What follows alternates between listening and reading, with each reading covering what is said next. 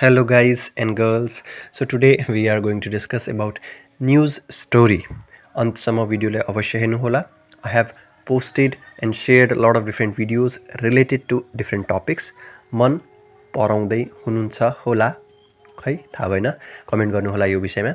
ल न्यूज स्टोरीको विषयमा हामीले के डिस्कस गर्नेछौँ. What is news story. त्यसपछि हामीले क्वेशन डिटेल्स हेर्नेछौँ.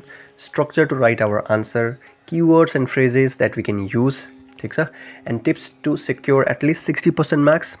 एन्ड त्यसपछि हामीले एउटा इक्जाम्पल पनि सल्भ गरेर यस टपिकलाई मजाले बुझ्नेछौँ. ओके, एउटा सर्ट रिपोर्ट जुन कुनै पत्रिकामा पब्लिस हुन्छ, न्युज पेपरमा पब्लिस हुन्छ, about any activity, incident or accident, ठिक छ, जुन भर्खर घटेको छ, भएको छ. र पर्पस के हुन्छ? To inform people quickly and clearly in a news format, ठिक छ. र ल्याङ्ग्वेज हामीले कस्तो युज गर्नुपर्छ? Simple, factual, and there should be no personal opinions. जस्तो जे घटना भएको छ एज इट इज त्यसलाई मान्छेहरूलाई, मानिसहरूलाई, मासलाई बताउनको लागि हामीले न्युज पेपरमा पब्लिस गर्छौँ. ल अब हामीले के हेर्ने भन्दाखेरि क्वेसन डिटेल्स. क्लास 8देखि 10सम्म 5 मार्क्सको क्वेसन आउँछ र 100देखि 120 वर्ड्समा आन्सर लेख्दा भयो. क्लास 11 र 12मा 7 मार्क्सको यो क्वेसन आउँछ र हामीले 150देखि 180 वर्डसम्ममा क्वेसनको आन्सर गर्दा हुन्छ. ओके, अलिकति रुगा लागेको छ, क्षमा चाहन्छु. सो हाम्रो स्ट्रक्चर अब स्क्रिनमा हेर्न सक्नुहुन्छ. फ्री राइटिङमा, गाइडेड राइटिङमा हाम्रो के हुन्छ? इङ्ग्लिसमा एउटा स्ट्रक्चर हुन्छ. त्यही स्ट्रक्चरभित्र हामीले आफ्नो आन्सरको एक्सप्लेनेसन दिनुपर्छ. सो न्युज स्टोरीको स्ट्रक्चर के रहेको छ? At the top centre we have to write headline. त्यसपछि हामीले लेफ्ट साइडबाट सुरु गर्ने बाइलाइन अर सोर्स. त्यसपछि डेट लाइन. त्यसपछि स्टोरी लाइन जसमा हामीले लिड, बडी एन्ड कन्क्लुजन दिनुपर्छ. Very simple and easy structure. And structure contains mark. ध्यान राख्नु होला, ठिक छ. सो स्ट्रक्चर हामीले सही लेख्नुपर्छ. अब अगाडि बढौँ. हेडलाइन भनेको के हो? ठिक छ, it is like a title of the news. So कस्तो हुनु पर्यो? Short, catchy and that tells the main point. It is a centre of attraction to the people. कस्तो के घटना भयो त्यसको विषयमा छोटो मिठो शब्द युज गरेर लेख्ने, so that people gets attracted and start reading about it. Byline भनेको यो न्युज कसले लेखेको हो, कसले बनाएको हो, अर कसले पब्लिस गरेको, कसले छापेको हो. ओके, सो त्यसपछि आउँछ डेट लाइन जसमा हामीले दुईवटा कुरा मेन्सन गर्छौँ. Place of the event and date, जुन दिन न्युज पब्लिस गरिएको छ. यो दुईवटा कुरा हामीले लेख्नुपर्छ. उम्मिद गर्दछु यहाँसम्म क्लियर छ होला. अब अगाडि हेरौँ. अब स्टोरी लाइनमा हाम्रो 3टा पार्ट रहेको छ. लिड जसमा हामीले WH क्वेसनको आन्सर किवर्डलाई सेन्टेन्सको रूपमा लेखेर प्रेजेन्ट गर्ने हो. ल कुनै पनि घटना भएको छ त्यसमा WH क्वेसनको किवर्ड्सको आन्सरहरू हामीले सेन्टेन्स बनाएर प्रेजेन्ट गर्ने हो. इक्जाम्पल स्क्रिनमा आउँदैछ. Like the annual day of ST Mary's school was celebrated on 25 January in the school auditorium. यसमा WH क्वेसनको वाट ह्यापेन्ड, वेयर ह्यापेन्ड, ठिक छ भनेर बताएको छ. बुझ्ने प्रयास गर्नु होला. सो स्टोरी लाइन जुन हामीले WH किवर्डको आन्सर बुझेर सेन्टेन्स बनाएर लेख्छौँ, त्यो तयार पारिसकेपछि हामीले बडी लाइनलाई तयार पार्नुपर्छ. र बडी लाइनलाई तयार पार्नको लागि what we need to understand, whatever hints or clues are given, त्यसलाई हामीले पढेर मजाले बुझ्ने. त्यसपछि we need to create story जसमा हामीले कुनै फ्याक्ट्स, कोट्सहरू दिएको छ, sequence of events that has happened, त्यो सबैलाई क्रमबद्ध तरिकाले सिक्वेन्समा लेख्दै जानुपर्छ. Okay, you can add little more information as per your wish, but there should be no personal opinion. यो जुन घटनाक्रममा जुन घटना दिएको छ, क्लुजमा, हिन्ट्समा, अप्सन्समा, त्यसलाई बुझेर तपाईँले अलिकति अझै इन्फर्मेसन एड गरेर बनाउन सक्नुहुन्छ. तर पर्सनल ओपिनियन चाहिँ एड गर्ने होइन. ओके, ल यति बुझ्नु होला. एन्ड त्यसपछि हामीले लास्ट कन्क्लुजनमा के लेख्ने? Something like ending line. Okay, फ्युचरको प्लान्सहरू के छ, overall impact of any event or accident के कस्तो भएको छ, त्यस्तो कुरालाई हामीले हाइलाइट गर्नुपर्छ कन्क्लुजनमा. Okay, I hope you are understanding. अब हामीले एउटा इक्जाम्पल हेर्छौँ र यो अझै क्लियर हुन्छ. इक्जाम्पललाई बुझ्नुभन्दा अगाडि हामीले key features of writing any news स्टोरीको विषयमा हेरौँ। अब जेनरली न्युज स्टोरी हामीले पास्ट टेन्समा लेखिन्छ, पास्ट फर्ममा लेखिन्छ, बिकज घटना कुनै इन्सिडेन्ट इभेन्ट अलरेडी भइसकेको छ, त्यसलाई पब्लिस गर्नको लागि हामीले अलवेज पास्ट फर्ममै लेख्नु पर्यो। र जेनरली यसमा हामीले आई र वी पर्सन युज गर्दैनौँ, ओके। र सर्ट सेन्टेन्स क्लियर फ्याक्ट्सहरू हामीले लेख्नुपर्छ, ओभर स्टेटमेन्टहरू बताउनु भएन, र पर्सनल कमेन्टहरू पनि कुनै एड गर्न मिल्दैन। यति कुराको ध्यान राख्नु होला।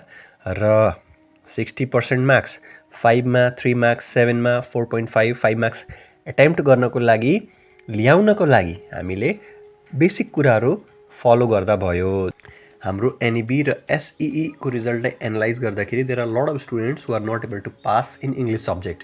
सो उहाँहरूको लागि हामीले एटलिस्ट 3 मार्क्स, 4 मार्क्स, 5 मार्क्स ल्याउनको लागि के गर्नुपर्छ, यो सर्टेन पोइन्ट्सलाई फलो गर्नुपर्छ ल। हेडलाइन प्लस डेट र प्लेस हामीले मेन्सन गर्नु पर्यो एज पर स्ट्रक्चर। सिम्पल सेन्टेन्सहरू हामीले लेख्नु पर्यो, जुन जुन क्लुज हिन्ट्सहरू दिएको छ त्यसलाई नै पढेर बुझेर त्यसमा अलिकति इन्फर्मेसन थपेर सेन्टेन्स कम्प्लिट गर्नु पर्यो। र 5WH वर्डको आन्सर सोचेर using all the clues and hints that is given, त्यसलाई हामीले युज गरेर बनायौँ भने इजिली हामी out of 5 3 marks, out of 7 4 4.5 marks ल्याउन सक्छौँ। Okay, I hope it will help you.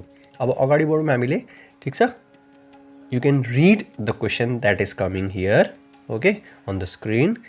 यस क्वेसनलाई पढेर बुझ्नु होला। We are going to solve this, ठिक छ। र भिडियो मन पर्दैछ भने लाइक गर्नु होला।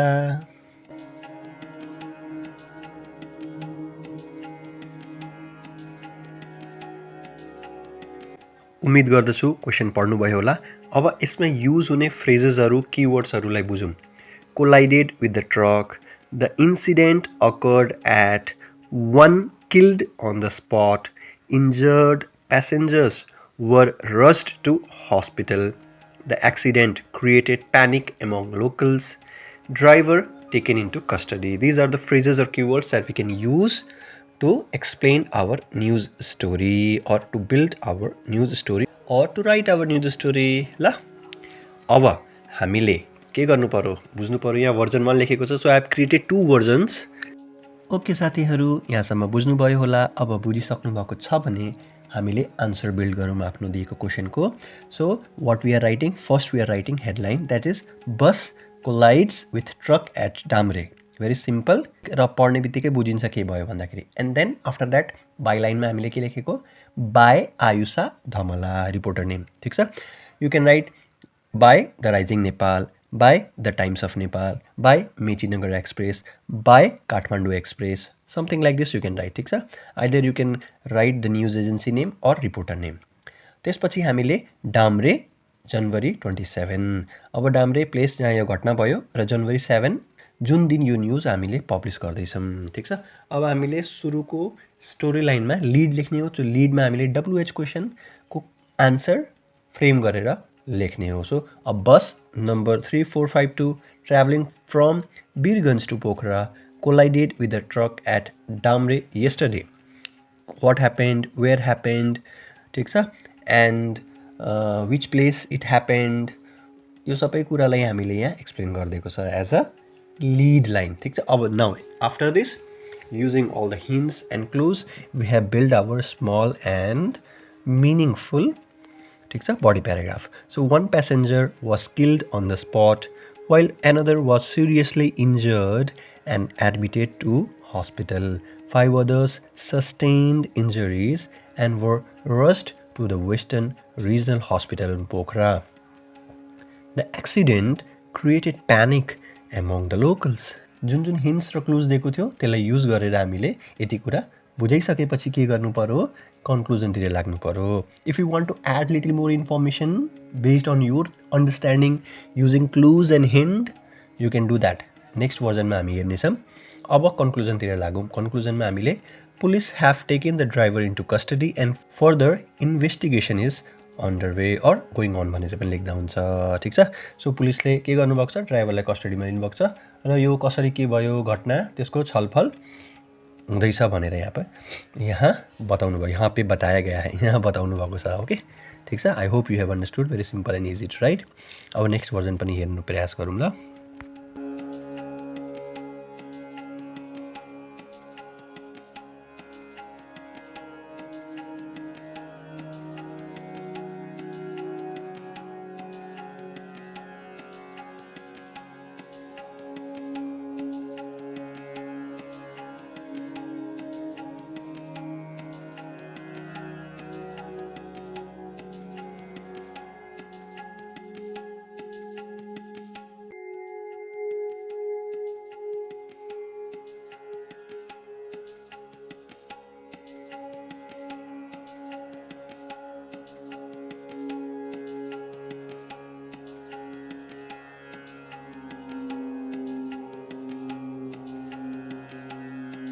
Keep learning, keep growing. Signing off, Abhishek Gautam.